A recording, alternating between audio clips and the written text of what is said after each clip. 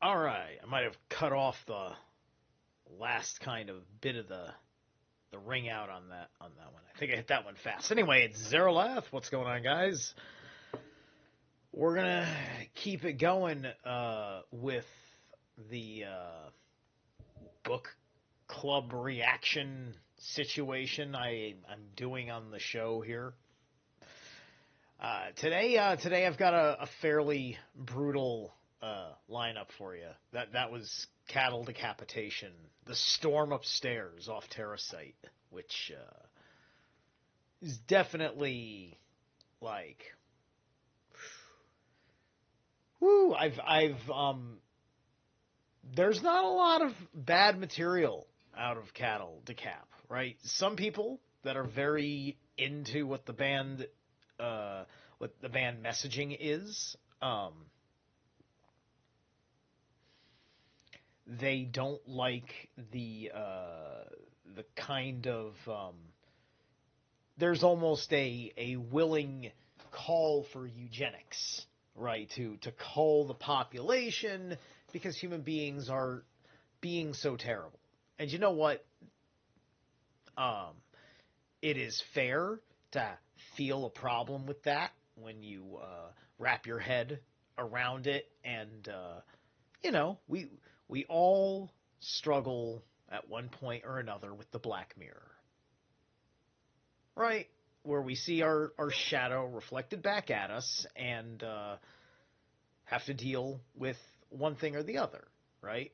And there can also be the question of um, do I truly need to um, dislike this all, uh, you know, because of, the guy's message, right? When you're a musical person, it's just like, well, the way he sings it is awesome, and the way it's all played is awesome. It's a coherent thought and everything else, right? Um, and I incredibly enjoy some of the very accurate illustrations of certain things the way that they are, that this band portrays. I am not the pessimist, but in this respect, but cattle decapitation wouldn't sound awesome if somebody wasn't fucking putting the message out that way, because this is what extreme metal is for. It's trying to take the pain and the ugly and give you some sort of relatable art to find a path to reconciliation of these feelings. So, let's get on with Josephus and the Jewish War. We're going to start up chapter 4, Herod's murder of Miriam and her children. So real quick, let me let me take a look here. And why I don't just search every time like this? Well, it's mostly because I don't want to reset the thing. Okay, 95. And we're starting on what, 80? Okay, 15 pages. That's pretty understandable. Excellent. Oh, good. And I didn't have to resize the page. How's it look on this end? Excellent.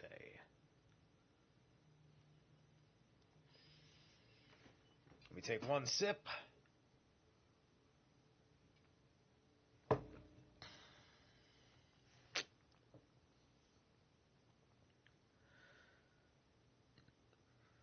For his public successes, fortune made Herod pay terrible price in his own house. His woes began with a woman whom he loved passionately. At the start of his reign, he had divorced the wife he had married when a commoner, a native of Jerusalem called Doris, and wedded Miriam, the daughter of Aristobulus' son Alexander. She was the cause of the division in his house, which began early and grew worse after his return from Rome. First of all, he banished from the city his son by Doris, Antipater, for the sake of his children by Miriam, permitting him to return for the festivals alone. Next he executed his wife's grandfather, Hyrcanus, on his return from Parthia, accusing him of conspiracy. Hyrcanus had been taken prisoner by Barsaphanes when he overran Palestine, but freed at the request of his sympathetic countrymen beyond Euphrates. If only he had taken their advice not to go across the river to Herod, he would not have perished when innocent. But he was lured to his death by his granddaughter's marriage. Relying on that and unable to resist the pull of his homeland,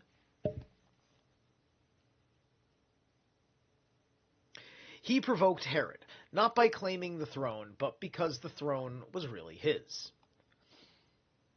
Of Herod's 5 children by Miriam, 2 were girls and 3 boys. The youngest of the boys died while at school in Rome. The 2 eldest he brought up in royal style on account of their mother's noble birth and because he was king when they were born. A more compelling reason was his passionate love of Miriam, which every day consumed him more fiercely, blinding him to the calamities his beloved was bringing upon him. For Miriam hated him as passionately as he loved her. She had good reason to be revolted by his actions and could speak freely because of her hold upon him. So she openly took him to task for what he had done to her grandfather, Hyrcanus, and her brother Jonathan, for he had not spared even him. Child as he was, he had given him the high priesthood in his 17th year, and after bestowing the honor, had immediately executed him. Because when he put on the sacred vestments and approached the altar during a feast, the whole crowd had burst into tears. The boy was therefore sentenced at night to Jericho. Sentenced at night, is that right? Was sent? No, sent? Sent. I think it's the word sent.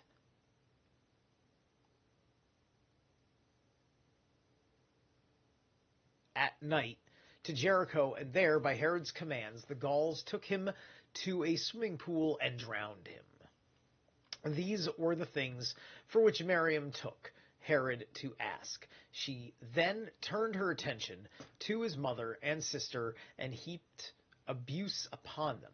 Herod was muzzled by his infatuation, but the women were furious, and knowing that it was the most likely way of rousing Herod, brought against her the baseless charge of adultery. Among much false evidence concocted to convince him, they accused her of having sent a portrait of herself to Antony in Egypt, and in her overmastering licentiousness exposed herself in spite of the distance to a man who was woman mad and able to get his way by force. Herod was thunderstruck in his passionate love. He was tormented by jealousy, and he thought of the terrible skill with which Cleopatra had disposed of King Lysanias and the Arab Malichus. He knew he was in danger of losing not only his queen, but his own life. So, as he was bound for foreign parts, he put Miriam in the care of Joseph, husband of his sister Salome, trustworthy man, loyal because of their kinship, giving him secret instructions to kill her if Antony killed Herod himself. Joseph with no evil intention, but simply to prove to her how passionately the king loved her, as he could not bear that even death should part them, disclosed the secret on his return. Herod, during intercourse, protested with many oaths his devotion to her, the only woman he had ever loved. And a nice way she exclaimed, "To show your love for me," giving Joseph instruction to kill me. When he learnt that the secret was out, Herod was frantic and declared that Joseph would never have revealed his instructions unless he had seduced her. Blind with rage, he leapt from the bed and rushed wildly about the place. His opportunity for slander his sister Salome seized with both hands, assuring him that his suspicion of Joseph was true. Driven mad by uncontrollable jealousy, he ordered the instant execution of them both. But rage quickly gave way to remorse, and as anger died down, love was rekindled. Very interesting that naturally these matters of state, it's like, I guess there's somebody that has to say things truthfully about circumstances or something to that effect. Hey, Zero Morales, how you doing? Or Zalero Morales, Zalero. I thought it was Zero, and I was just like, why is his name Zero Morals? But anyway, so hot was the flame of his desire that he could not believe her dead, but in his sickness of mind talked to her as if still alive, until time revealed to him the terrible truth, and filled his heart with grief as passionate as his love had been while she lived. The uncovering story is told again in Antiquities with wide differences and at immense length. The mother bequeathed her bitterness to her sons, who, aware of the blood on their father's hands, viewed him as an enemy, first at the time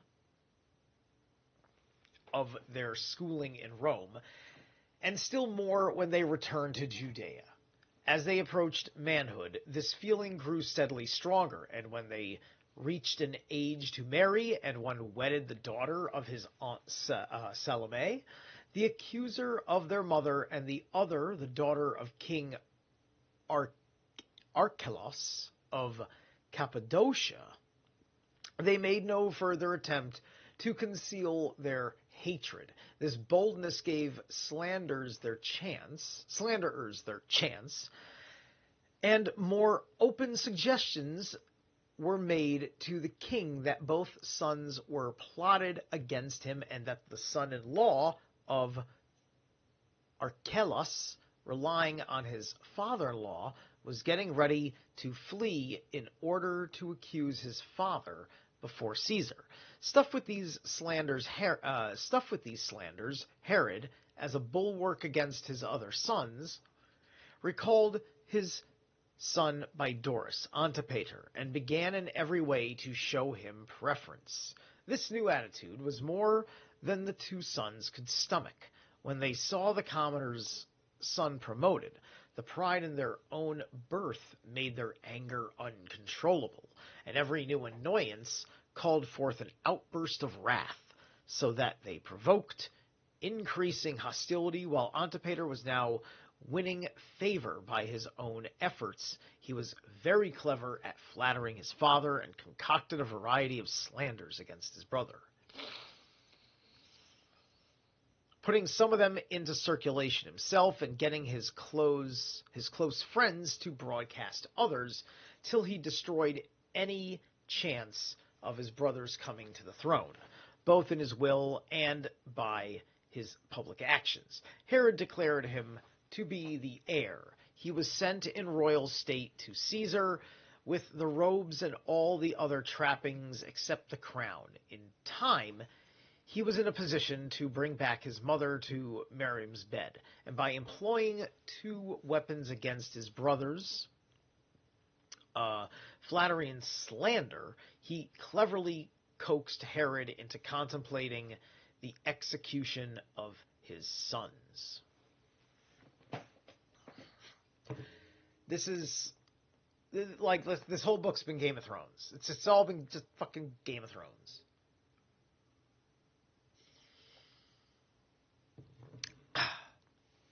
Howard Ramberg, pleased to meet you, man. You're new around here. Hope you have liked, shared, and very important, subscribe.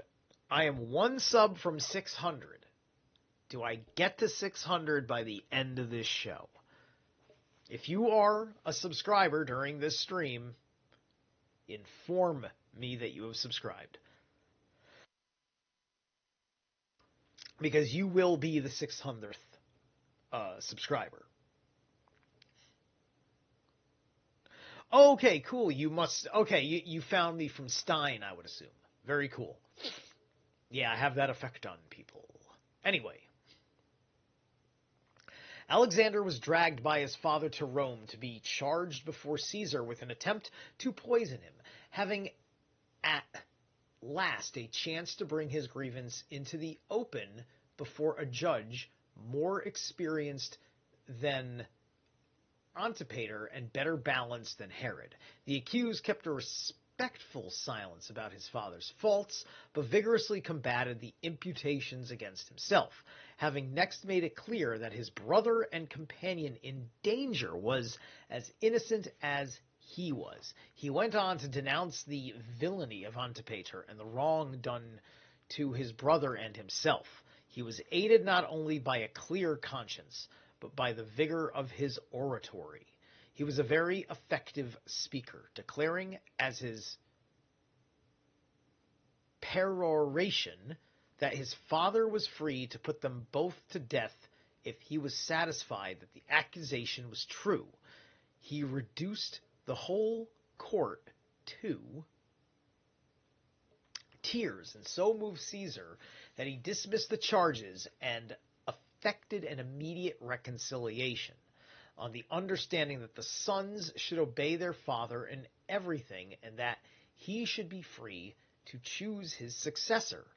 The king then took his leave of Rome, to all appearance abandoning the charges against his sons, but still retaining his suspicions, for he was accompanied by Antipater, who had inspired his hate, but dared not openly reveal his enmity through respect for the reconciler. As he skirted Cilicia, Herod landed at Eleusa and was hospitably entertained by Archelaus, who expressed delight at his son-in-law's acquittal and the greatest satisfaction at the reconciliation. He had previously written to his friends in Rome to stand by Alexander at his trial. He escorted Herod to Zephyrium, I like how there's Zephyr in that word, and gave him presents to the value of 30 talents. Back in Jerusalem, Herod assembled the citizens, presented his 3 sons, explained his absence, and expressed his deep gratitude to God and to Caesar for setting his troubled household to rights and bestowing on cord. He went on, I shall myself knit together. Caesar made me lord of the realm and judge of the succession, and I, while acting in my own interest, will requite his kindness. I proclaim these 3 sons of mine kings, and call first on God, then on you, to confirm my decision. The succession belongs to one by priority of birth, to the others by their noble percentage. My kingdom is big enough for more than 3, whom Caesar has joined together, and their fathers nominates. You must and their father nominates, you must defend, honoring them justly and equally, but each according to his birthright, to pay one more respect than his age entitles him to, would give less pleasure to him than annoyance to one neglected. All right, so that's all like, that's all like karmic stuff. This is all like, yes, and you paid respect so equally here, and thus you should expect thus respect so equally there, as you go through about these kinds of customs and measures about these particular people here. Yeah. Irritating, but yes, that's what this is. That's what we're in for. This is what the book is about. There's a lot of this, and then a lot of reasons people killed each other about this. This is the shit they kill each other about. But anyway.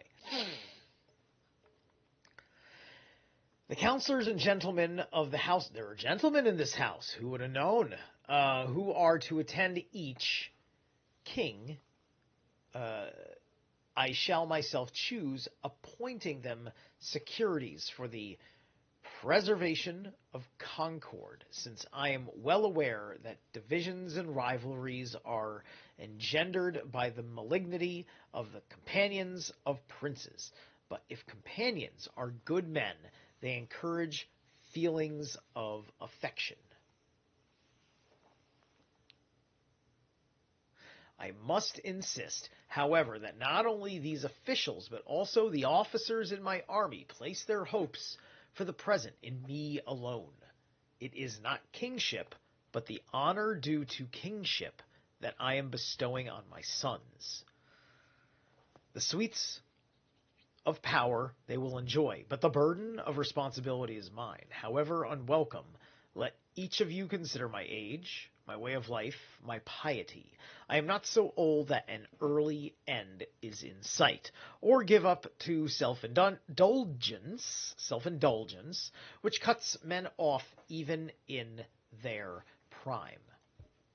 And I have served the Almighty with such a devotion that I may hope for a very long life. So any man who puts himself at the service of my sons in order to bring me down, I shall punish for their sakes too. It is not meanness towards my own children that makes me limit the reverence to be paid them. It is the knowledge that to the young, adultation is a temptation to presumption. If everyone who comes into contact with these young men reflects that if he upholds what is right, I shall reward him, but if he promotes division, not even the man he is serving will give him any recompense for his malice, then everyone, I think, will be loyal to me. And that means to my sons, for it is in their interest that I should be on the throne, and in mine that their concord should be unbroken. So I think what I just heard here is kind of interesting, and it makes me think about, what could be perhaps at least mirroring ideas of how the president, with the social uprisings that he has had to inherit from the manner in which the opposition party felt about how he defended his positions. The princes here that want to take Herod's throne are, these are like the people that have the real, stake for power, that want to, that have their own popularity, that have their own men that like them, and your civilization may have standards by which they feel who is this right person to be the king. And this can be, and if a prince can sway a high general and things like that, this is like real stuff that is coming out of natural law, right? And the problems caused when you are out of right action, right? And so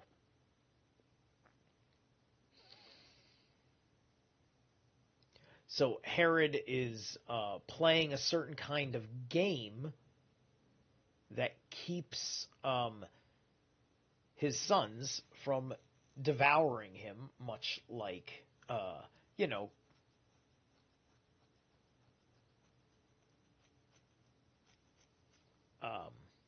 much like Kronos would be trying to devour Zeus, right?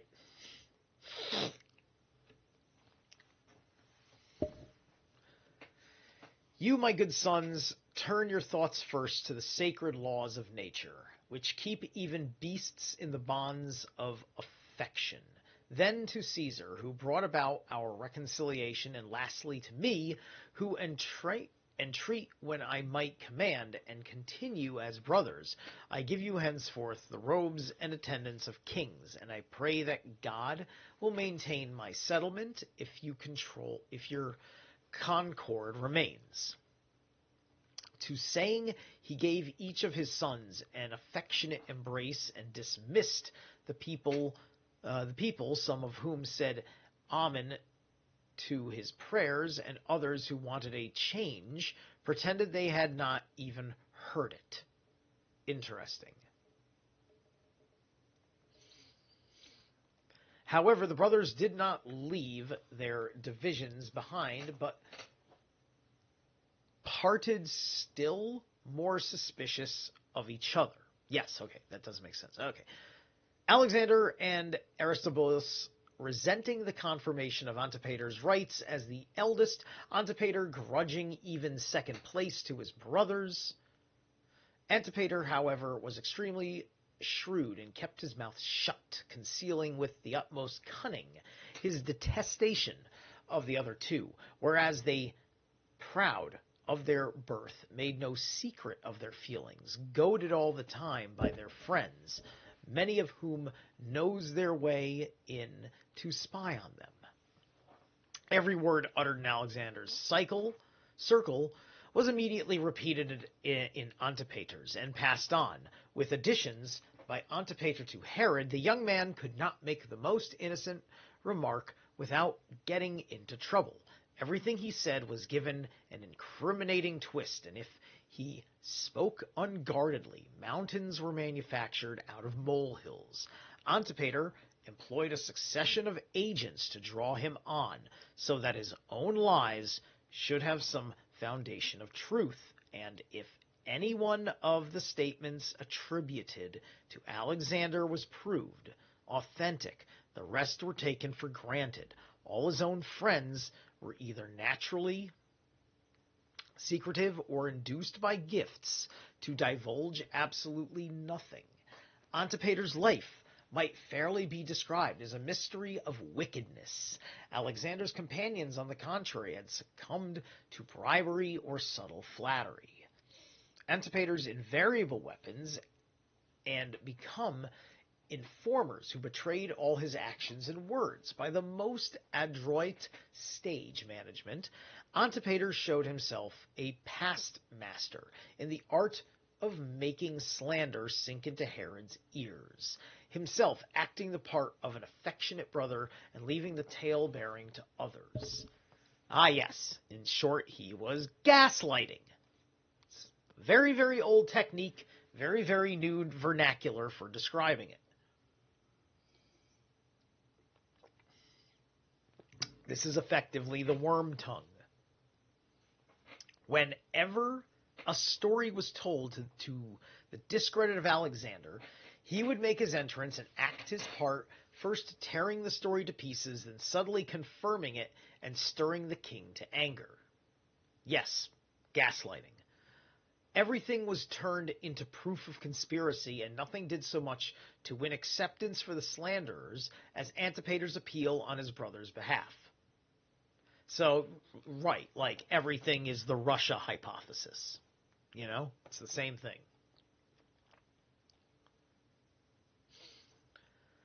Thus deceived, Herod grew savage and every day cared less for the youths and proportionately more for Antipater.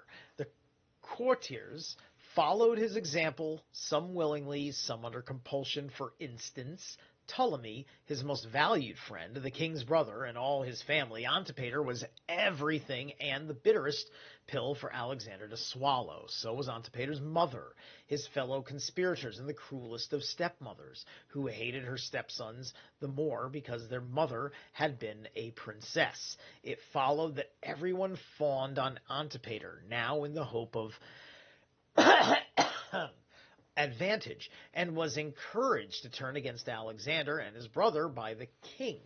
Command forbidding his most distinguished subjects to go near them or have anything to do with them. His word was law not only in his own kingdom but among his friends abroad. To no other king had Caesar given the right to demand the extradition for another sovereign state of a fugitive national. Do you understand that sentence? Do you understand that level of influence? Let me read that again. To no other king had Caesar given the right to demand the extradition from another sovereign state of a fugitive national. Never before had Caesar ever acted as the FBI to send men to grab a guy from one sovereignty under his protectorate to stand trial in another. Usually, that was on you to handle your business with your laws, and then there was other apparatuses within the empire.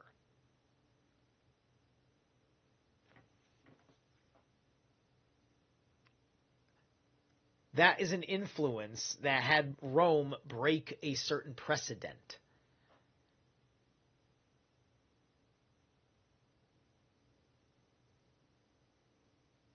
And perhaps it was necessary.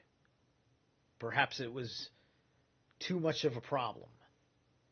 Perhaps that wasn't a bad move. Perhaps that was a good move. I don't know. I would need more context. But the significance is important. That is highly significant. That sets things for republic-style empires moving forward, especially when you have federalist-style nations like these United States. Blissfully ignorant of these slanders, the youths expose themselves to them all the more, as their father never openly took them to task. But gradually the truth dawned on them as they perceived his coldness and growing exacerbations over petty annoyances. Antipater also poisoned against them the mind of their uncle Pheroras and Aunt Salome, whom he coaxed and prodded as if she had been his wife. Her enmity was further stimulated by Alexander's wife, Glaphyra, who vaunted her noble lineage and claimed precedence over all the ladies at the court as the descendant through her father of Tamannus, through her mother of Darius Hystaspes, while she was never tired of sneering at the low birth of Herod's sister and wives. All of them chose for their looks, not their parentage. He had many wives, as Jewish custom had always allowed polygamy, and the king was strongly in favor. Every one of these, provoked by Glaphyra's contemptuous boasting, detested Alexander. It's good to be the king. But anywho, okay. This is break time right here. 5 pages read. That's 1/3 of the way through this chapter. And we're 40 minutes into the live stream. It's a perfect time to take a break. All right. Thank you guys so much. We are going to go. I have been tapping back into... I think I played something the other day. I don't remember. And if I didn't, I'm playing it now. So I'm playing this song called Kaleidoscope Waves by Fallujah.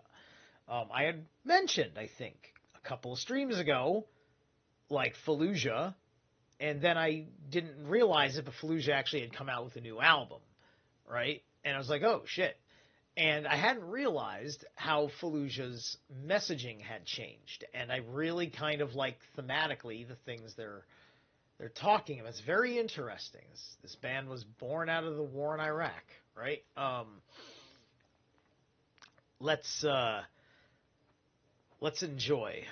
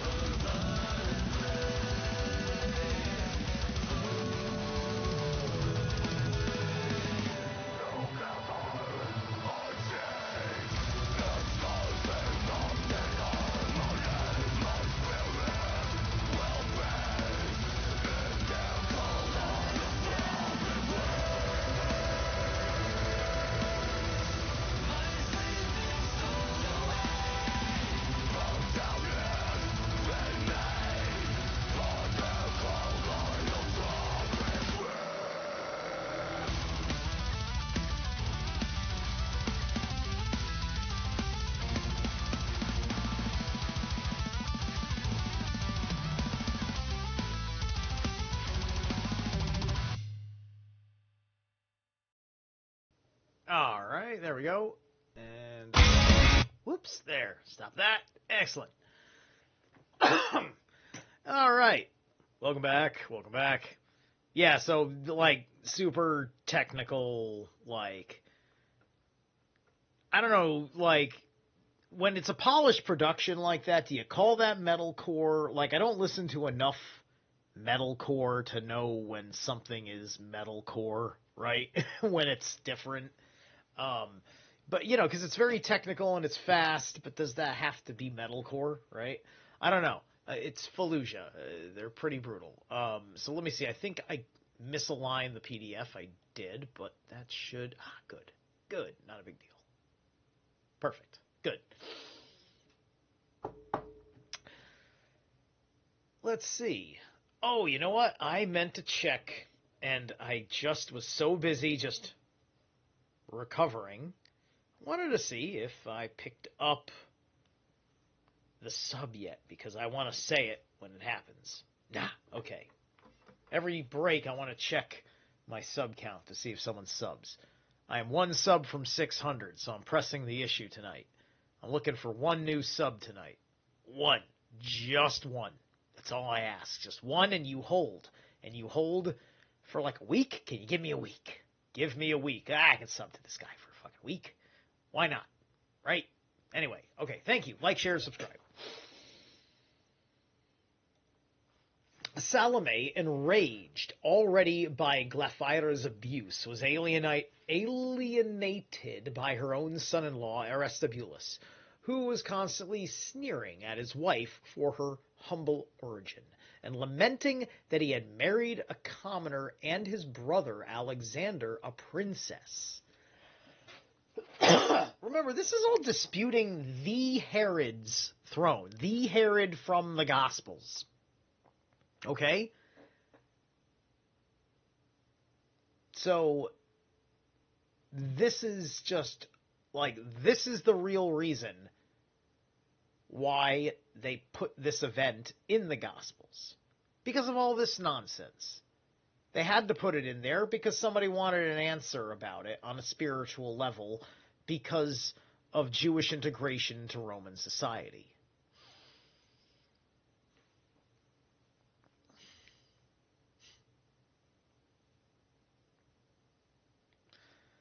Let's see. Lamenting his mother commoner, his brother Alexander a princess. Between her sobs, she repeated this to her mother Salome, adding that Alexander and Aristobulus were threatening, when they succeeded to the throne, to force the mothers of the other brother to work at the loom with the slaves and to make the brothers village clerks. A mocking allusion to their careful schooling. Unable to contain herself, Salome repeated the whole story to Herod.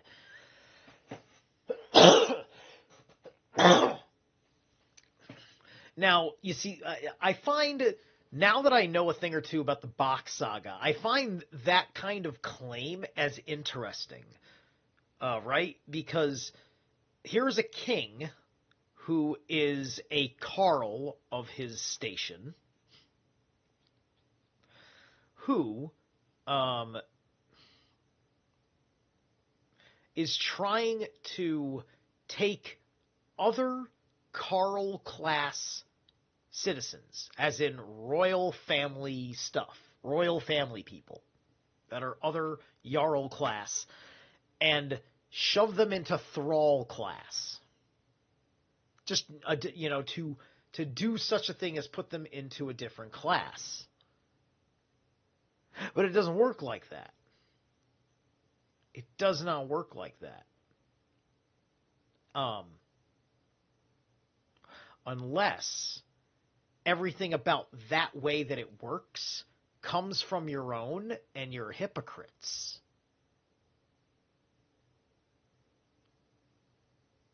Right?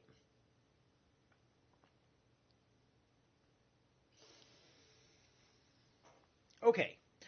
Unable to contain herself, Salome repeated the whole story to Herod. She was naturally believed as it were her son-in-law she was accusing. A further slander was brought at the same time to the king's ear, adding fuel to the flames. He was informed that the two brothers were constantly invoking their mother, bewailing her loss, while they called down curses on him, and that of often when he distributed some of Miriam's garments among his newer wives, they would threaten that instead of royal robes, they would soon be wearing haircloth. These tales made Herod fear the temper of the young men, but he still had hopes of correcting their faults, and on the eve of a voyage to Rome, he summoned them before him, and after briefly threatening them as their king, admonished them at great length as their father, urging them to love their brothers and overlooking their offenses in the past on condition that they behaved better in the future.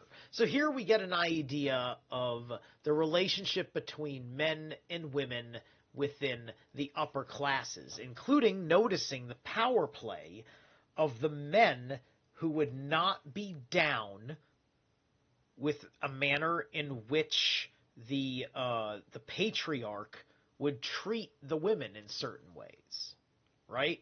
So Herod still has to, he can't just do anything to the women that are troubling him, because there's that strength, and that's their, that's part of how the woman protects herself. Their society has that set that way. Part of being king is accepting that this is the way you have to treat your wife on the visual national level, because that would be akin to saying this is the way I think we should treat our wives, right? The First Lady of the United States is an important position because people wanted to know, how does the country suggest we treat our women? After women's suffrage, the role of the First Lady changed dramatically.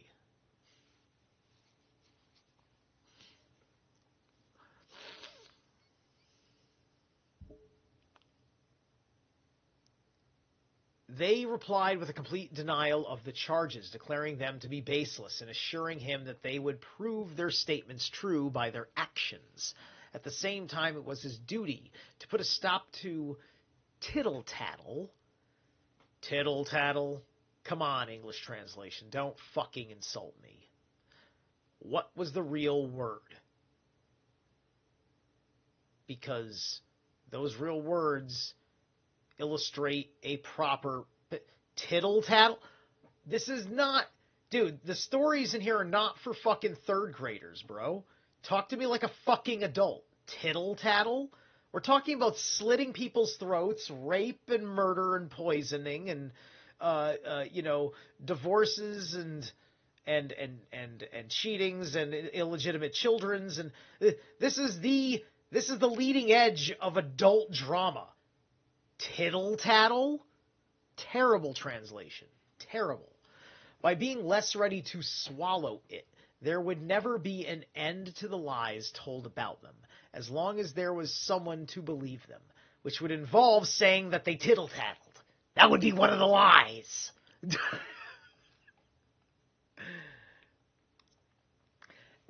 As he was their father, they soon convinced him by these declarations and rid themselves of their immediate fears. But their anxiety for the future was increased now that they knew of the hostility of Salome and their uncle Pheroras. These two were dangerous enemies, especially Pheroras, who shared all the appurtenances of royalty except the crown. He had a private income of 100 talents and enjoyed the revenue of all Transjordan. A gift from his brother, who, beside obtaining Caesar's permission to appoint him tetrarch, honored him with a royal marriage by giving him the hand of his own wife's sister. On her death, he promised him his eldest daughter with a dowry of 300 talents. But Pheroras ran away from the royal marriage for love of a slave girl. This enraged Herod, who married his daughter to his nephew, later killed by the Parthians. But before long, he got over his annoyance with Pheroras and pardoned his lovesickness. Yeah, there's something wrong, I think, when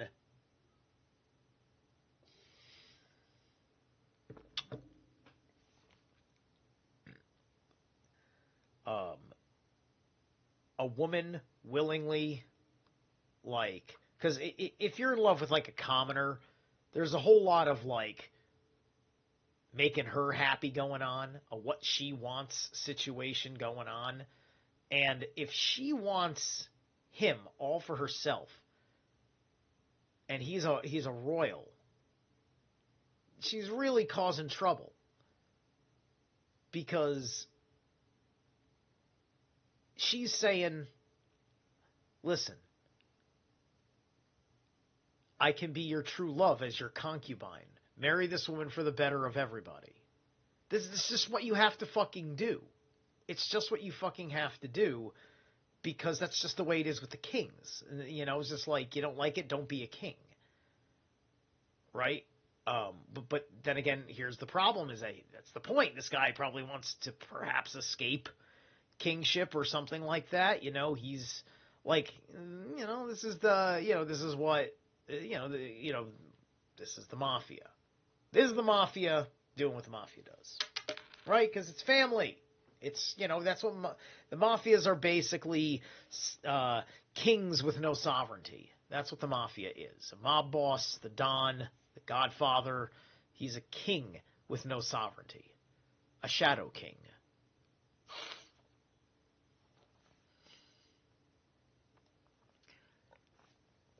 Hey, what's up, Penguin? Pheroras had, at an earlier date, when the queen was still alive, been falsely accused of conspiring to poison Herod, and now great numbers of informers came forward so that Herod thought a most devoted brother began to believe their stories and to take fright. After torturing many suspected persons, he came finally to Pheroras' friend. None of these made a direct admission that there was a conspiracy, but they said that Pheroras was preparing to snatch up his loved ones and make a dash for Parthia, pardoned in his projected flight by Costobar, Salome's husband, to whom the king had given her hand after the execution of her former husband for adultery. Nor did Salome escape slander. Her brother Pheroras accused her of pledging herself to marry Sylleus, regent for Obadas, king of Arabia, and a bitter enemy of Herod. You're fucking executed for adultery.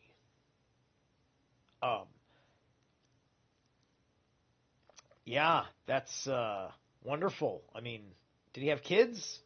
Did they do that to a man with children? I mean, like, you know, like, how do the kids go into slavery because he did this wrong? I mean, granted, slavery under those conditions could be given over to something that is more like an adoption or whatever. It can always be horrible, but it can always be nice too. Nice, I hate that word, but it just rolls off the tongue once in a blue moon.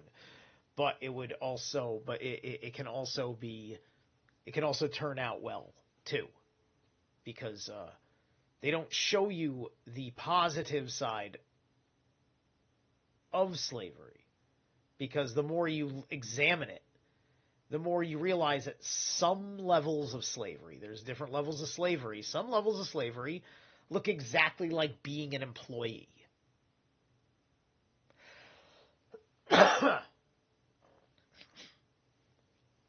So anyway,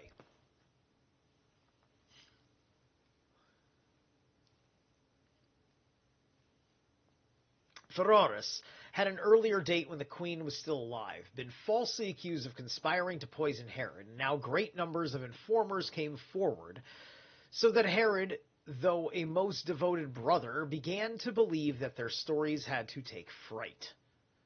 After torturing many suspected persons, he came finally to Pheroras' friend.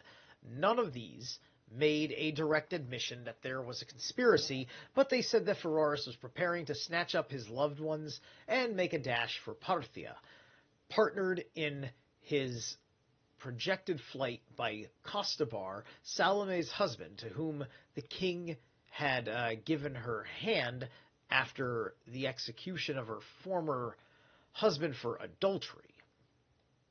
Nor did Salome escape slander. Her brothers, Pheroras, accused her of pledging herself to marry Saleus, regent of Obadas, king of Arabia, and a bitter enemy of Herod. Found guilty of this and every other offense with which Pheroras charged her, she was nevertheless pardoned. Pheroras himself was acquitted by the king on all counts. The storm that threatened Herod's house struck Alexander, bursting about his head with all its violence. There were 3 eunuchs whom the king valued most highly, as is plain from the office entrusted to them. One was detailed to pour out his wine, and one to serve his dinner, while the third put him to bed and slept in his room. As a eunuch. Okay, that straight up, well, he's a eunuch. So straight up, he's there, he's just kind of there as a night watch, basically. As a second, as a person whom, shit's going down. Just somebody of trust, right? So high-level slave, super happy life. Some people want to do these things who are thralls, and they may like it or whatever. I don't know. And granted, it depends on where all these eunuchs came from. How because they had a whole system. They had a whole way that they did things and brought these things forward. Right? It's like I said. It's like I've said. Paganism wasn't the only thing going on in this is pagan times. This is not Christian times. There's no Christian yet. This is how the Abrahamics actually are.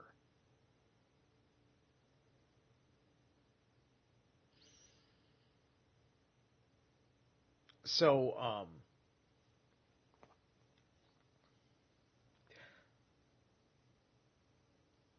we didn't have, if you were part of a truly life-affirming thing, it's just you didn't have, an institutional eunuchism, right? Eunuchs were, not a part of, Norse society, not even in the Bronze Age, as a system. There were no systems. There may have been eunuched people for various reasons, but they wouldn't even be fucking talked about much. I mean, I never hear anybody talking about, well, who were the eunuchs of Scandinavia? No, they didn't fucking exist until Christians showed up, right? And they needed a cult for that, right? So this was kings making systems to give thralls false purpose, manipulating them to do the things they want to do, instead of allowing the thralls a chance to enter into the mysteries and increase their station, right? Because there's different levels of being a thrall under different circumstances. There's so many unspoken aspects of the law and public opinion and morality and ethics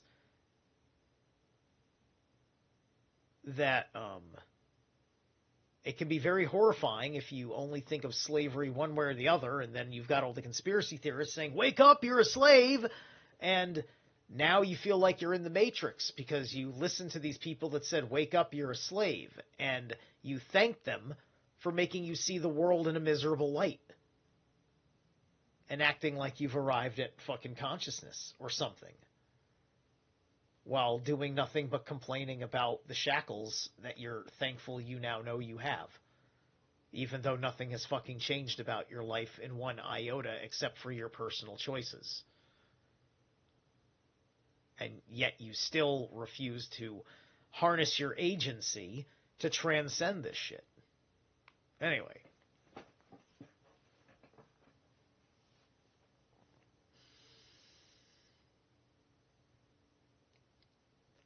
Found guilty of this and every other offense with which Pheroras charged her, she was nevertheless pardoned, for himself was acquitted by the king on all counts. The storm that threatened Herod's house struck... Okay, I'm sorry, I went all the way back. Because, yeah, we were talking about the slaves and the storm. Okay, the king's ear upon by large bed and slept in the room. Okay, there we go. Sorry about that. Okay, these Alexander, by large, presents... by presence... had induced to minister to his unnatural lust. When this came to the king's ears, he put them to the torture, and they at once confessed their criminal association, disclosing all the promises which had tempted them to it. They had been deceived by Alexander, who told them not to rest their hopes on Herod, a shameless old man who dyed his hair, unless that made them really think he was young, but to turn to Alexander, who would succeed to the throne whether Herod liked it or not, and at no distant date would settle accounts with his enemies and bring prosperity and happiness to his friends. Above all, to themselves. They added that leading citizens had secretly offered their services to Alexander, and that the general and other officers of the army were conferring with him behind closed doors. These revelations so alarmed Herod that he dared not immediately publish them, but sent out secret spies night and day to investigate all that was done or said. All suspects were at once executed. Complete anarchy reigned in the palace to suit his personal animosity or hatred. Everyone invented slanders, and many availed themselves of the royal lust for blood to get rid of their rivals. Any lie found immediate acceptance, and the punishment came more swiftly than the slander. Oh, kind of like believe all women, #MeToo. Which, by the way, the pound me too meme is kind of a cheap shot, because people ran that into the ground, and it just thought like you thought always beating your wife was a funny literal punchline, and it got really cringy. It got really, really cringy at a certain point. It was a funny amusement for like one fucking like news cycle, and I got really sick of people that couldn't evolve the rhetoric. I detest seeing people swimming in the Ouroboros of their own rhetoric. I detest it. It's a cognitive loop, and people love to get offended when you exploit their cognitive loop. The man who had just accused another was himself accused, and he and his victim were led off to execution together. For the king's enquiries were cut short by the danger to his life. He became so embittered that he never smiled even at those not accused, and was ready to bite the heads off his friends. Many of these he debarred from the court, and those who were safe from his hand felt the lash of his tongue. Oh, yes, the lash of... Yes, I've been so mad at so many people, I've given them a good lash of my tongue. On top of Alexander's misfortunes came Antipater, who, with the collaboration of his counselors, slandered him in every imaginable way. To such a pitch of terror was the king reduced by his ingenious lies and fabrications that he was convinced that Alexander stood over him, sword in hand. So he suddenly arrested and imprisoned him and proceeded to put his gentleman to the torture. Wow. This is just total, this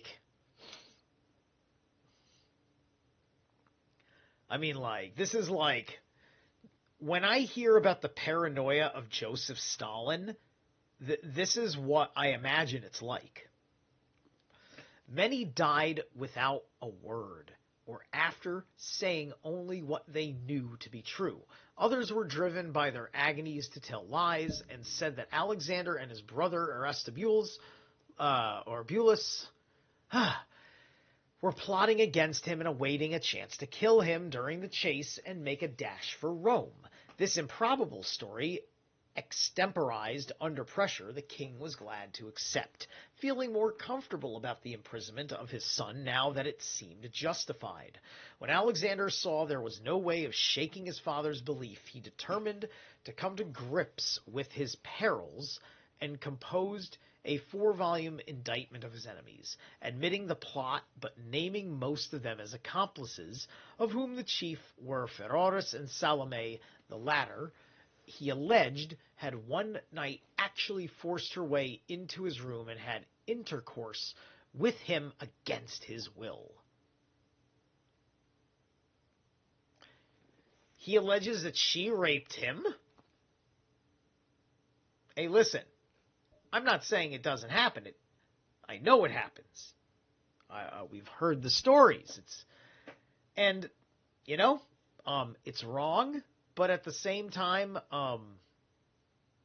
it's worse for a man because you got fucking dominated by a woman against your will. She successfully dominated you against your will. That is emasculating. It is, and you're an important person in the government, right? So we're talking, these are people that are not, these are not Rome's best men of character. In fact, welcome to Rome's possibly worst men of character, right?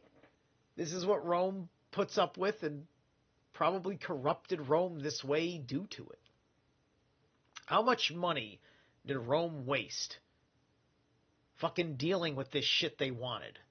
Rome wanted this place so bad. Congratulations. These volumes, full of clamorous and dreadful allegations against the highest in the land, came into Herod's hands, and shortly after, Archelaus made a hurried journey to Judea in alarm for his daughter and son-in-law. In assisting them, he showed remarkable tact, and by using guile, he brought the king's threats to nothing. Did he do Sonic Boom? Okay, anyway. The moment he met him, he let fly. Where is the perishing son-in-law of mine? Where shall I find that damned Parricide? It's a hair off from parasite. I must know what this word means. Because I wanted to say parasite, then I read it.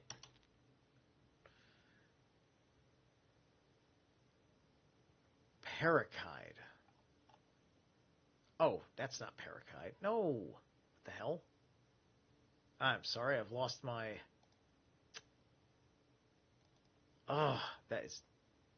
Sorry, that's a problem. There we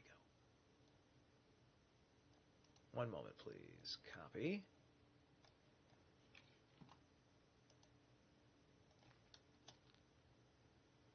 Better.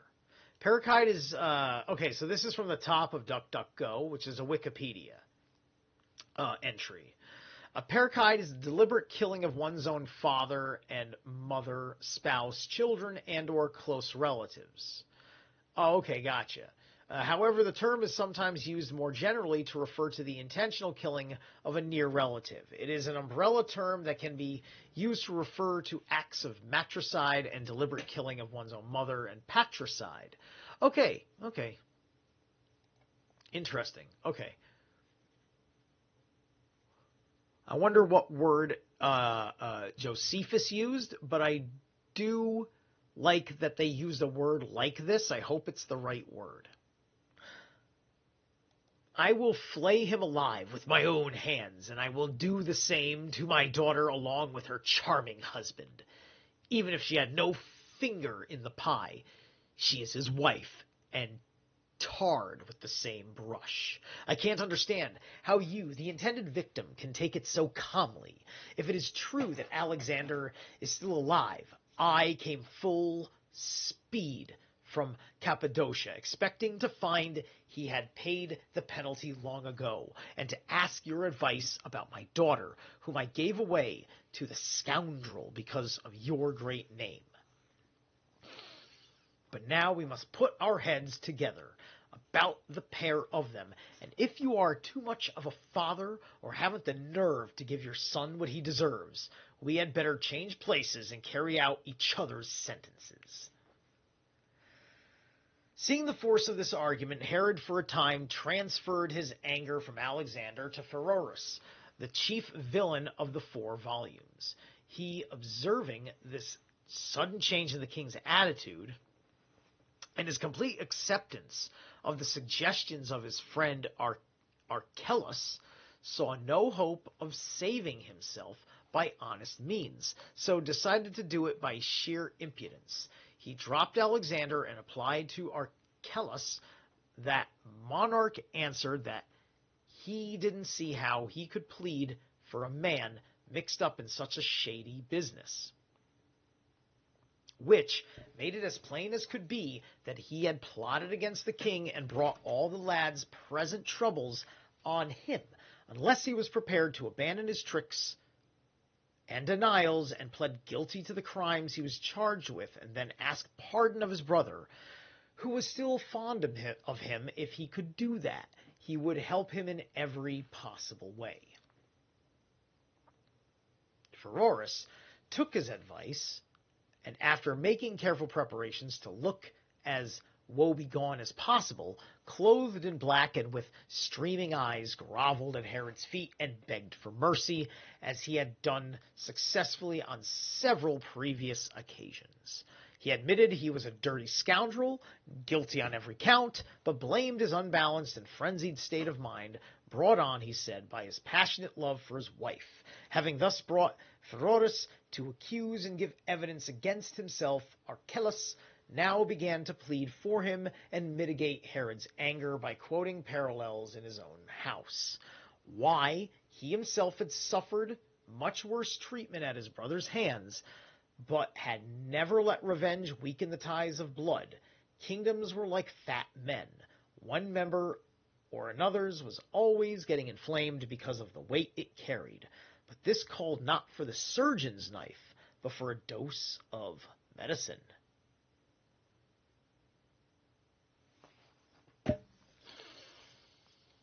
These arguments and others to the same effect softened Herod's anger with Pheroras. But Archelaus continued to fume against Alexander and insisted that he would divorce his daughter and take her home until he brought Herod round, to the point of pleading with him on the lad's behalf and once more requesting the hand of his daughter for his son.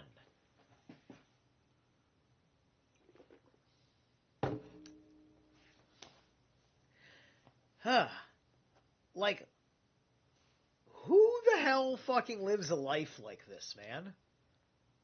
Like, this is not like the way, like, imagine hearing this shit going on, like, in the House of Windsor. Right? There's a reason why there's not a whole lot of people with various claims to various thrones, right?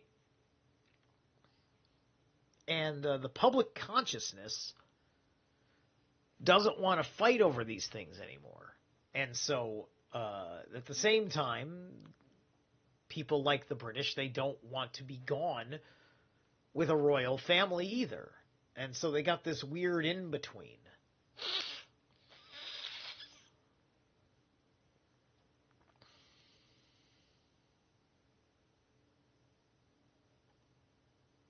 All right.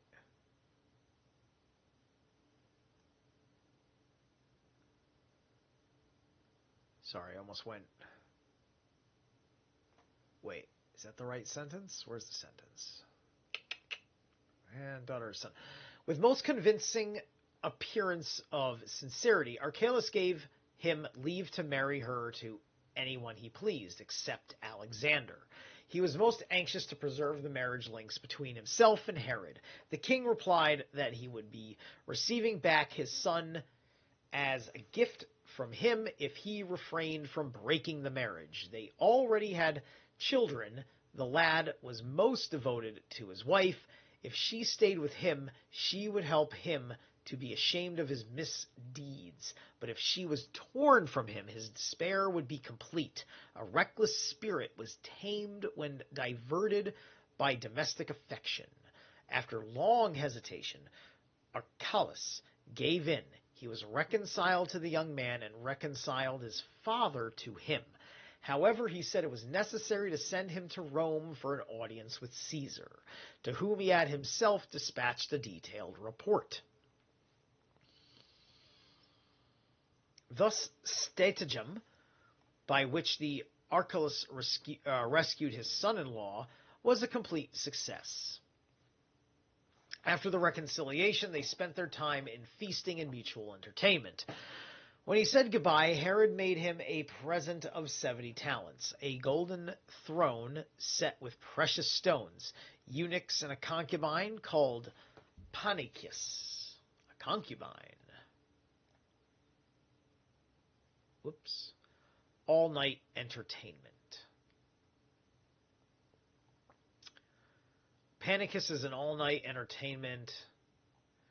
So Pannychis wasn't just a concubine. She was like a specialist. She was a specialist entertainer. She's probably the kind of chick you saw in the movie scenes who do all the dancing for the men, put on a whole production about it. Maybe there'd be people helping her as stagehands of sort and other types, and then she'd fucking whoever she's there to do, she does. But anyway. And rewarded all his gentlemen according to their rank. By the king's command, all his counselors similarly gave Archelaus magnificent gifts. Finally, he was escorted by Herod and nobility all the way to Antioch. Sounded like it was a good time, I suppose.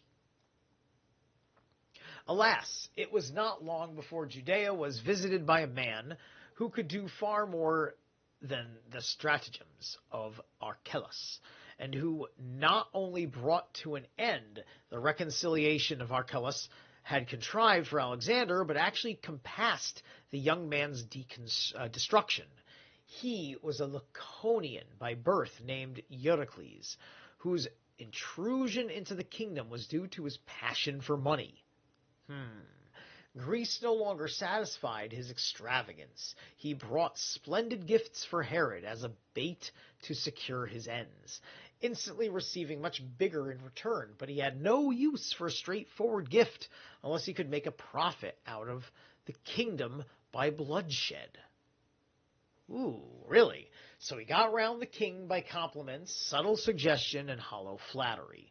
He quickly summed up Herod's character, and playing up to him in all he said and did, he soon became one of his closest friends. The king and all his court were only too glad to show special regard for this Spartan for his country's sake. Okay. So here we got a smooth-talking businessman. This smooth-talking businessman. This is an old-world smooth-talking businessman. Right? This is also akin to, sounds like the Rothschilds, who wanted to make loans to nations in order to indebt them to him. Okay, so we're going to take a last break, and then we'll have 5 more pages to go after that. For my final ear bleed, I've picked a Winter Sun song from from all of these B-sides or whatever the early demos as it's called of Winter Sun, the Songs of Yarim Par. And this song is called Turned into Hate.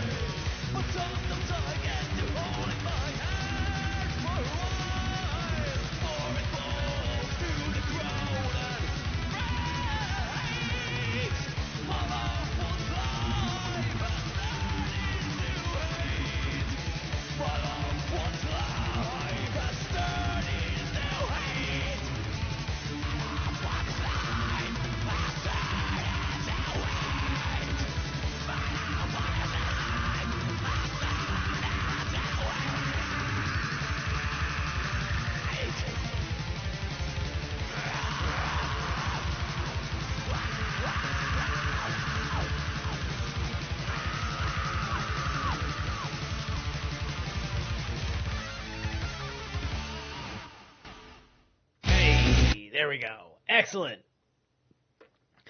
That was not sped up. That is how fast that band plays. Unreal. Uneffing real. One of my favorite bands, Winter Sun. Alright,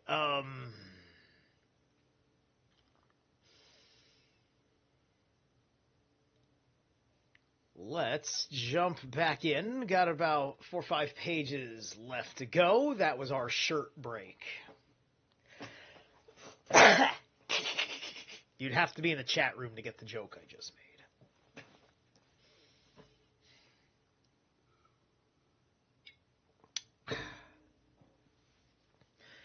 He soon became thoroughly acquainted with the rotten state of the royal house, the brothers' quarrel, and their father's attitude towards each.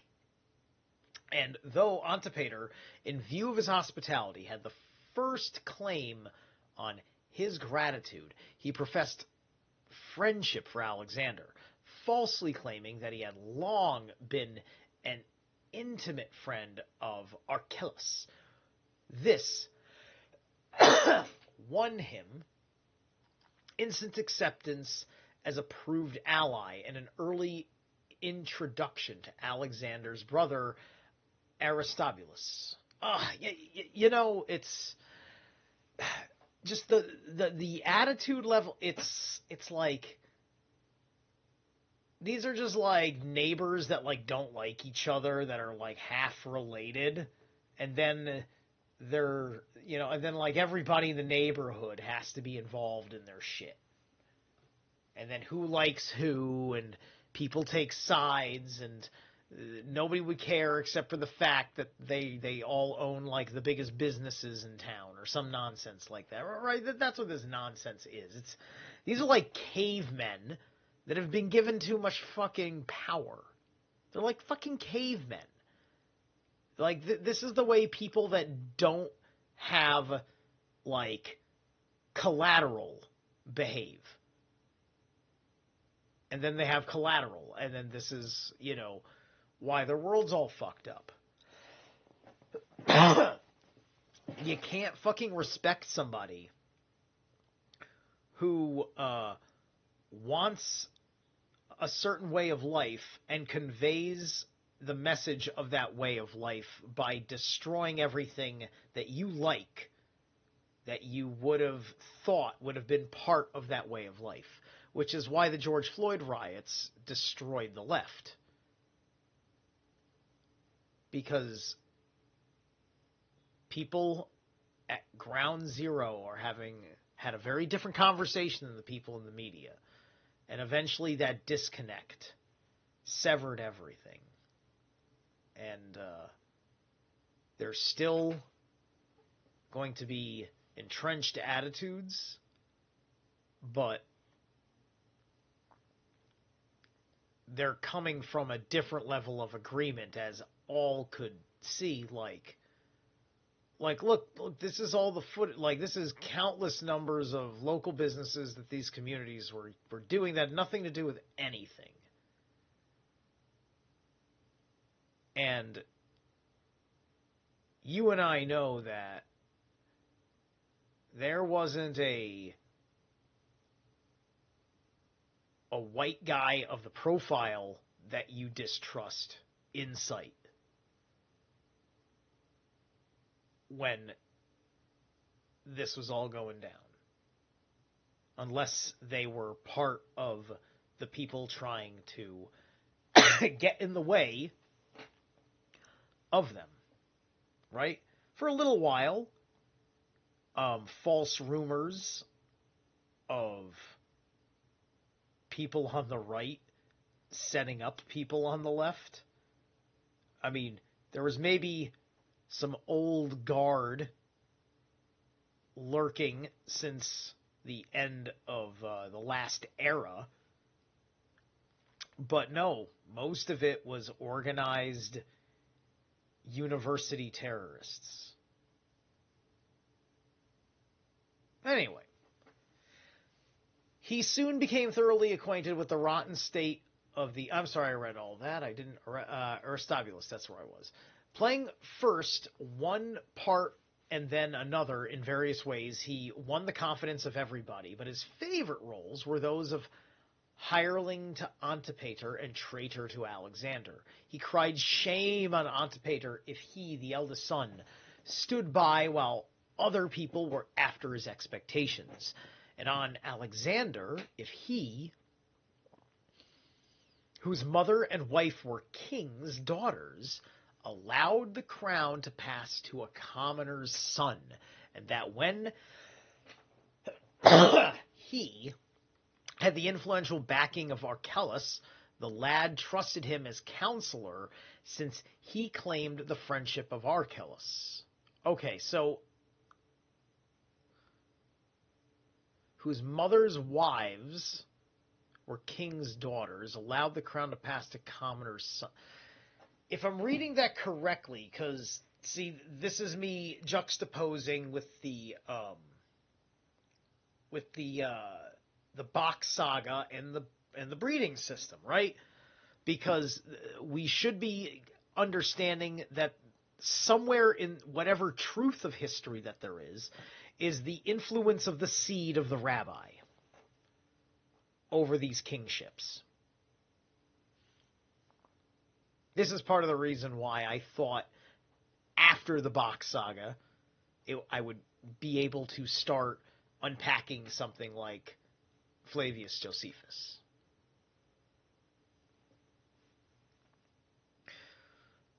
Because women are the only ones that can elevate class by a step and one step in the original system. So a thrall woman could get married to a carl. And then so on to the jarl. And then if you were part of the common people, I think a thrall of the Von people could then take you. Then you have a next generation. Like, you have generations that might go up chain, right, in the old system. And what goes up chain then benefits down chain because of the family integrity, and because everything is kept within the family integrity. Nothing is out of place, and everyone is taken care of as family. Right, but, that system is broken, and we don't feel our psyches in a family sense that much anymore. We really don't. No, I don't. I tried to, but people have seen the exploitation that comes with being in that disposition. And there's a lot of people looking for that global family, being exploited in that disposition. The human race has got a long time before it's getting together on that level of trust. And I don't know if we're falling in or out of trust right now. I can't quite get a gauge on the divide for real. It feels like we're falling more into trust. And I don't mean mistrust. I mean, like, as in the face value of who people on the street put themselves out to be, that they are authentic in who they are being now, and we are all figuring out how to get along with us as authentic selves.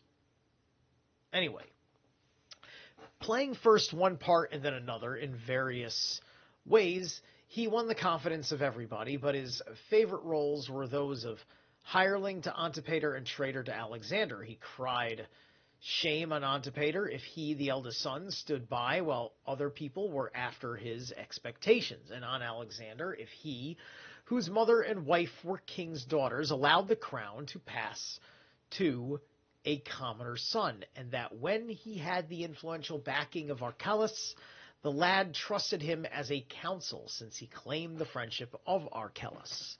So, keeping nothing back, he told him of all the wrongs Antipater had done him, and of the likelihood that after killing their mother, Herod would deprive him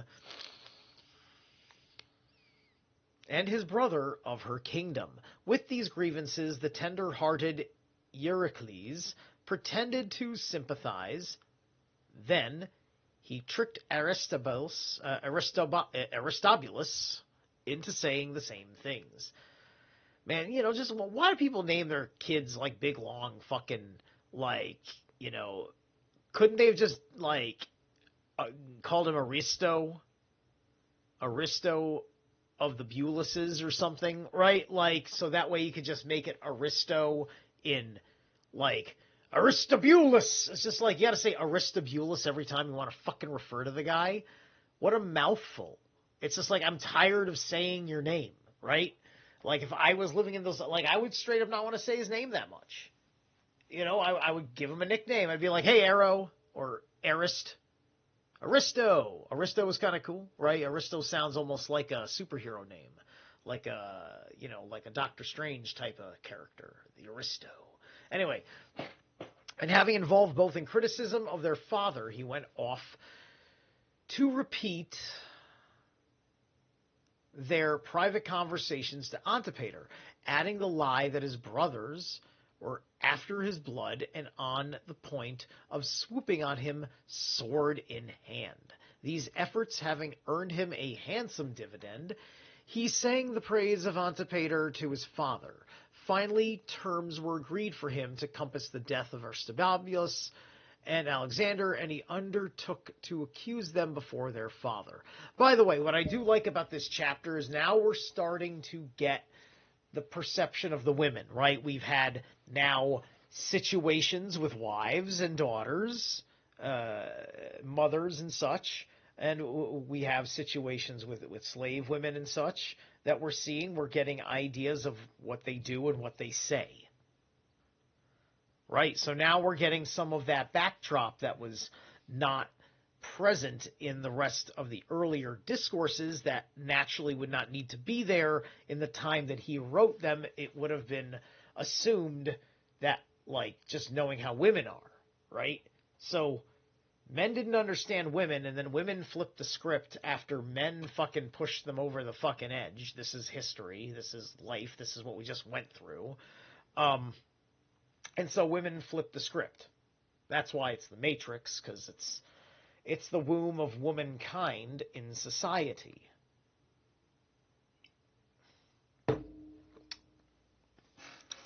And what is their level of fear?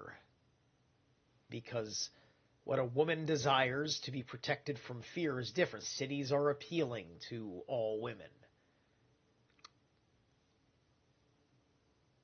As long as you can convince them that it's a safe place for them.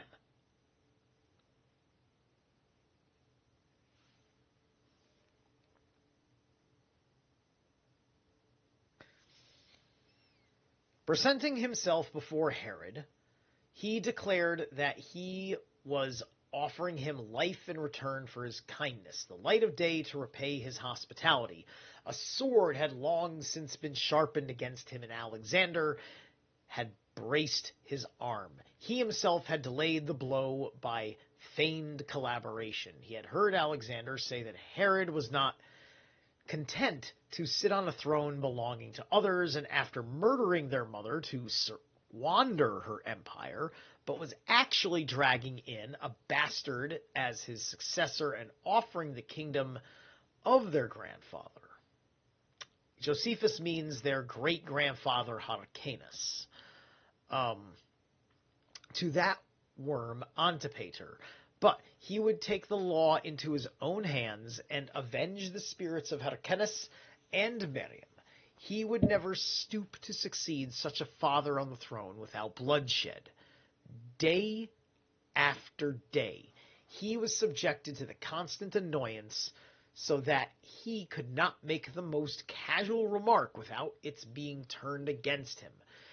If other people's ancestry was mentioned, his father went out of his way to make insulting remarks such as, only Alexander has any ancestors. He thinks his father came out of the gutter. At the hunt, his very silence gave offense. If he paid a compliment, he was accused of sarcasm. Oh my God. You know what I think I'm reading here? This is Boromir and Faramir. This is the wrong son died situation, right? This is hysterical. This is hysterical. This is the guy that just can't win over his brother, over his own father, the steward. But anyway, everywhere he found his father impossible to please, and with no feeling for anyone but Antipater, so he would gladly die if he failed in his attempt. If he succeeded, his safety was guaranteed, first by Archelaus, his father-in-law, to whom he could easily escape, then by Caesar, who was not yet aware of Herod's true character. He would not, as on a former occasion, stand before him intimidated by his father's presence, or confine himself to the discussion of his personal grievances. He would first of all openly proclaim the miseries of his people, bled white by taxation, and then reveal the luxuries and excesses on which all this blood money was spent, the sort of men enriched at the expense of himself and his brother, and the means by which certain towns had won privileges. And while he was there, he would demand an enquiry into the fate of his grandfather and his mother, and mercilessly expose the filth and corruption pervading the whole kingdom. Then there would be no question then of his being adjudged a parricide or parricide.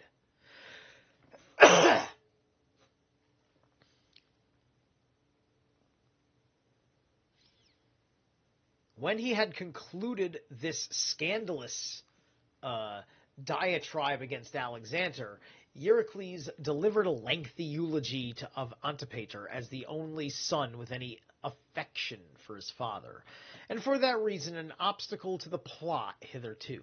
The king, who had not yet got completely over the earlier shock, boiled over with uncontrollable anger.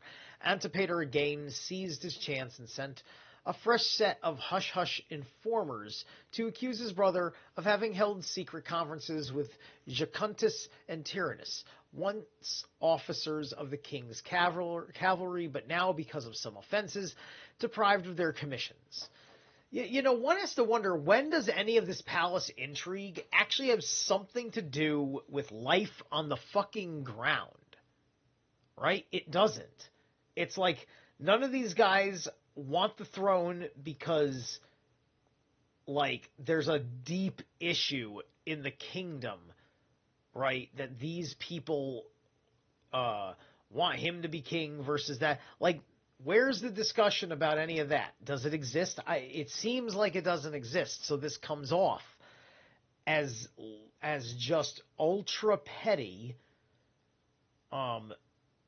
because there's some grander vision that goes unspoken, which I suppose involves a unification of things, right? You know, because Herod would be looking for getting everything under copacetic unison, so that way they could expand with little internal turmoil, right?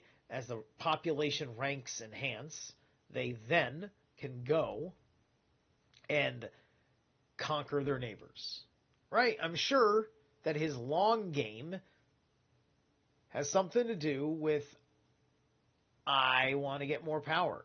If I want to go conquer some stuff in the empire, Rome will let me do it, right?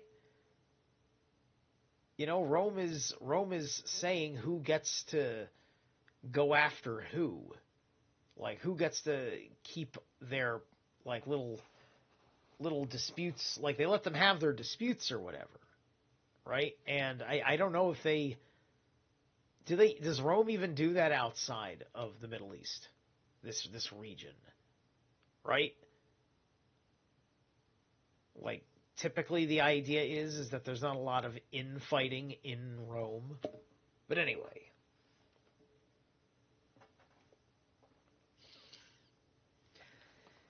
At this, Herod lost his temper completely and at once put the two men on the rack. They admitted none of the charges, but a letter was produced as sent by Alexander to the commandant at Alexandrium, requesting him to admit Aristobulus and himself to the fortress when he had killed their father, and to let them use the weapons and other resources of the place. Alexander protested that this letter had been forged by Diophantus, the king's secretary, a man without...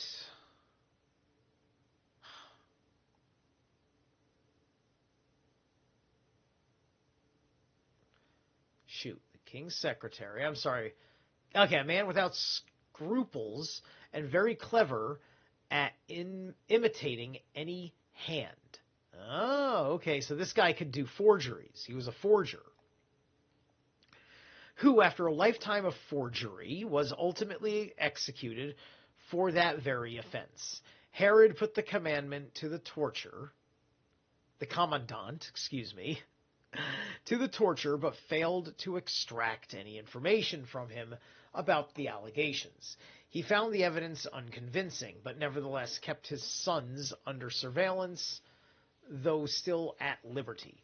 The curse of his house and stage manager of the whole filthy business, Eurycles, he called savior and benefactor and rewarded with 50 talents. Thus enriched, he did not wait for the truth to come out.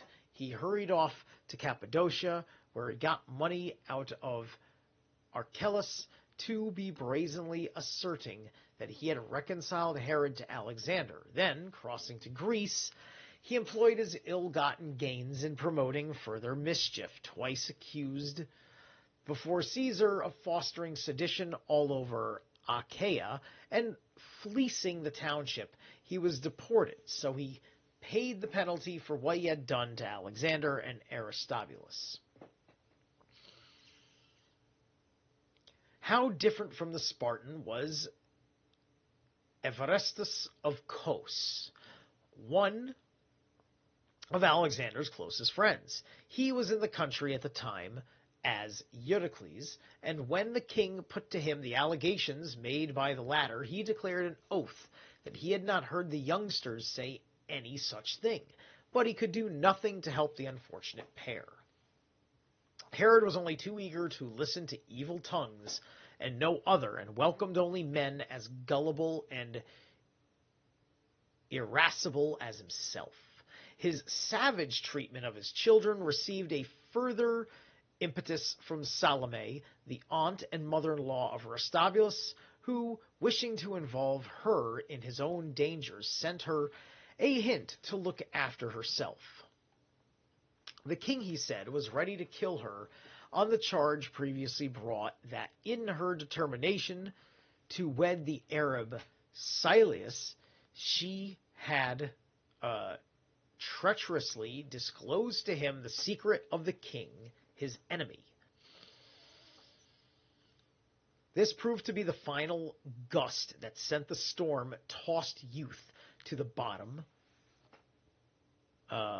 Salome ran to the king and reported the hint she had received. Herod, finally giving way, put both his son in fetters and in solitary confinement. Then, losing no time, he sent Volumnius, the military tribune, and one of his gentlemen, Olympus, to Caesar with Salome's report in writing. They sailed for Rome and delivered the king's dispatches. Caesar was very grieved for the youths, but did not think that he ought to undermine the father's authority over his sons, so he wrote back leaving the matter to Herod's discretion, but recommending him to convene a joint committee of his own counselors and the provincial governors to inquire into the alleged conspiracy. If the charges were proved, he should put his sons to death. If they were merely intended to abscond, a lesser penalty would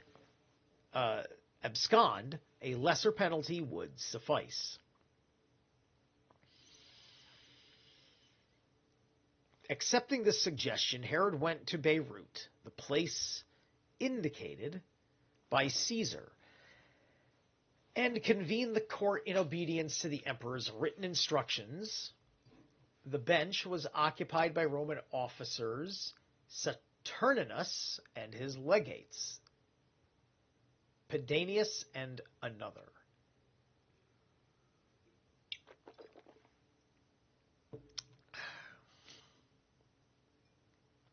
So was one legate not important?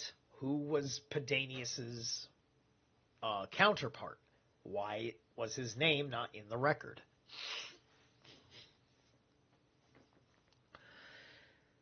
And it's Saturninus. So the officer is a Saturnian judge, right?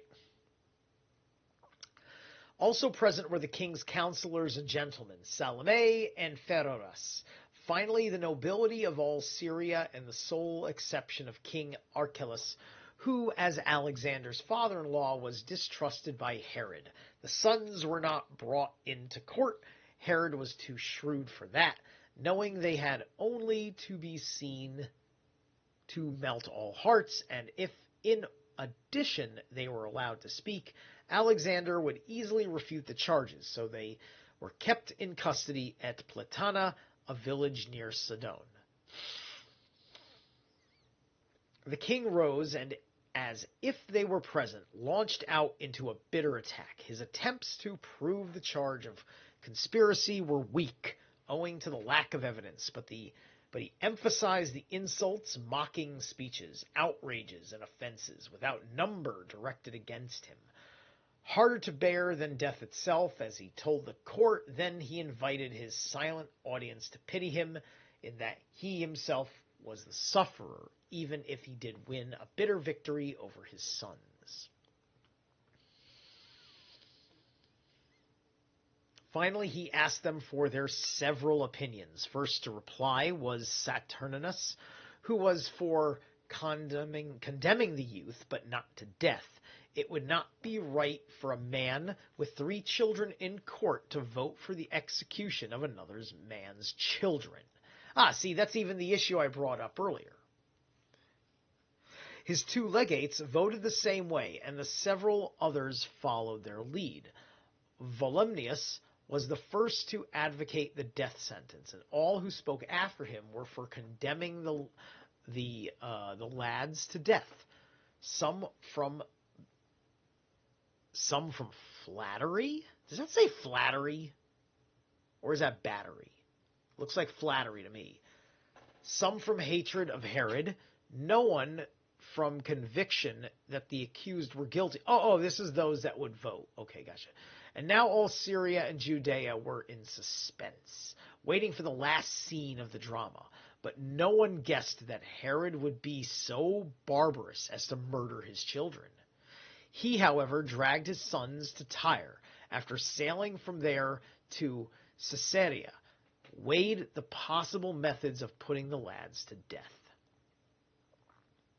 There was an old soldier of the king called Tiro, whose son was a bosom friend of Alexander, and who was very fond of both lads himself. He was so overcome with indignation that his reason gave way, and he went around shouting that justice had been trampled underfoot. Truth was no more, nature in confusion, life in a state of anarchy, and anything else that occurred to a man deeply moved and without a thought for his own life. At length he went boldly to the king. "You miserable wretch," he thundered. "That is what I think of you. You turn against your own flesh and blood at the bidding of utter scoundrels. Over and over again you have condemned Pheroras and Salome to death, and now you take their word against your children? Don't you see they are cutting off your legitimate heirs and leaving you with only Antipater, choosing a king they can twist round their little finger?" So you're getting all this drama stuff. What happens what happens to the people? What is literally at stake, right? What is the way of life differences? Or is it just about the nation will fail in general trying to do the same thing, right? And it's just look, this is incompetent people trying to take over. They want the same things. They're terrible at it. Is that the argument?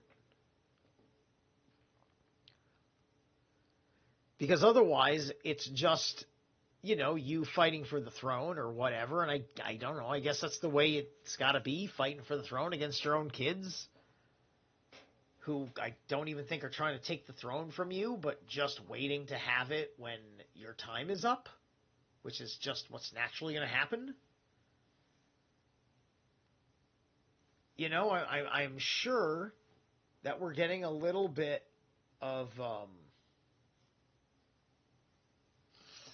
Baratheon from Game of Thrones in Herod here, right? And, now we're starting to see the ideas of certain persons speaking reason, bringing up, calling out the extremes of things. It's like, here comes somebody with a conscience. This is the first time in the book a real conscience has outright said something to somebody doing the horrible deeds with influence, attempting to sway them.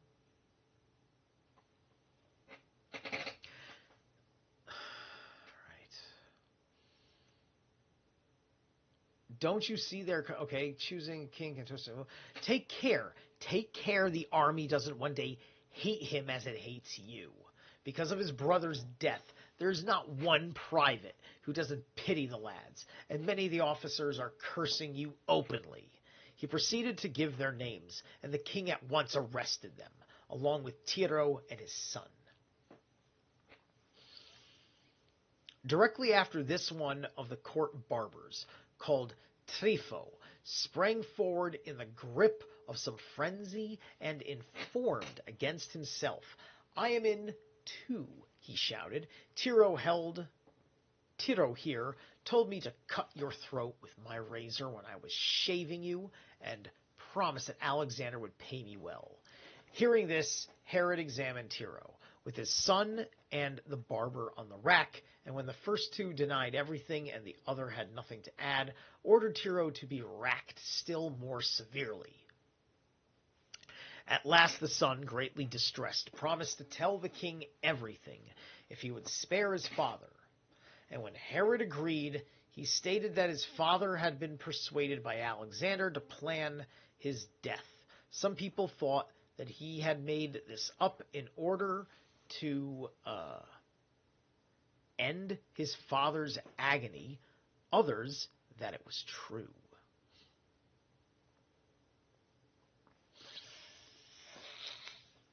Herod called a mass meeting at which he accused the officers and Tiro and enlisted the help of the people to dispose of them.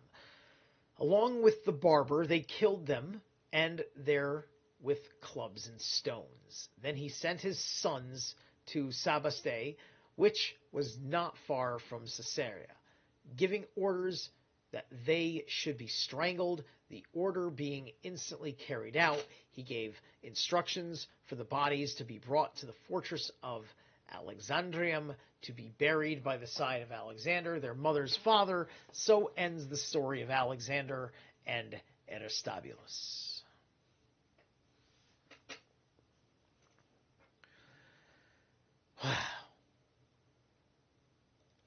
Wow. Yeah. So